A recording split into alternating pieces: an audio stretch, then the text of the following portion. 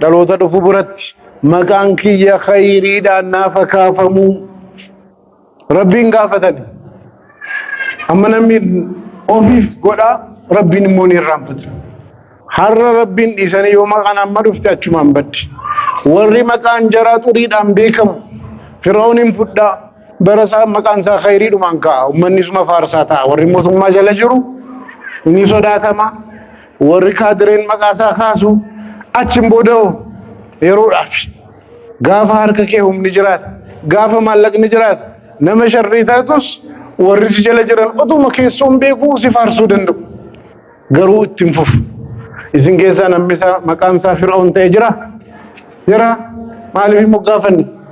Fakkeenyaa miti kaa. Khayriidhaaf nama ta'e namni akka isaan ta'a jedhee yaadannoodhaaf maqaa moggaafata. Isa ta'uudhaaf yaalii godha malee nama sharrii sharrummaadhaan maqaan isaa ka'aa deema. Akkas ta'uu hin qabnu. Hamma dandeenyetti biyyi duniyaa kun umriin keessa jiraatan kun gabaabduudha. Fagoo fakkaattus ganaadha waa meeqannoo hafaa hin geenyaa jennee yaadnus yeroon sii gabaabduudha. Kana sirriitti hubachuudhaan cimnee bakka wayii gahuudhaaf of jijjiiruudhaaf sadarkaa wayii irratti argamuudhaaf yaalii gochuun yoo hin jiraanne ofumaan wanni jedhamu hin jiru. Ofumaan islaamummaa keessatti wanni nu of keessatti yaadnu sammuu keenya keessatti wanni nu yaadnu namoonni ollaa keenya jiran beekuu baatanus rabbiin ni beeka.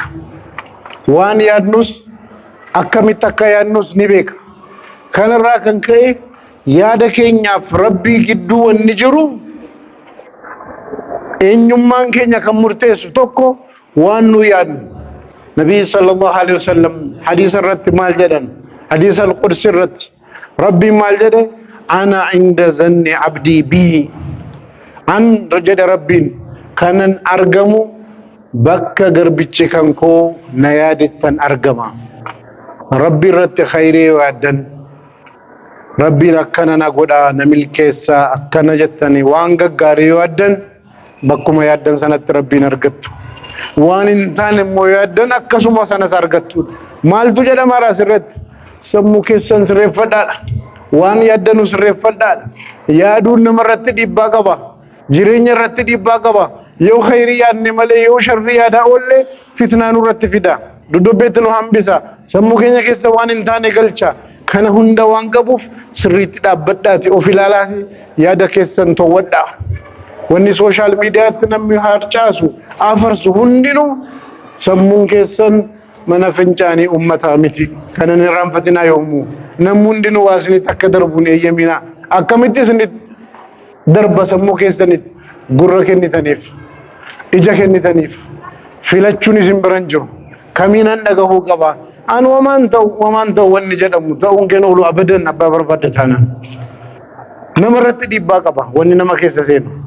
Kanaaf waan of keessa seensifannu filataa malee bakka hin taanetti deema. Al tokko tokko diraamaa jedhamee kan dhufu keessattuu immoo barumsaaf jedhamee kan dalagamu nama hedduu balleessaara. Qorannoo hedduu gaggeeffame irratti sammuu namaa keessatti fakkeenyaaf intala tokko waggaa muraasaan waggaa 16 asiidaan gubamti. Namni ho'i asiidatti naqe. Achiin booda asiidaan namatti naquuni ni baay'ate moo ni hir'ate? Hin baay'ata. Maaliif namni odeeffannoo seensisee faayilii akkuma moobaayilii irratti seef godhan seef godha.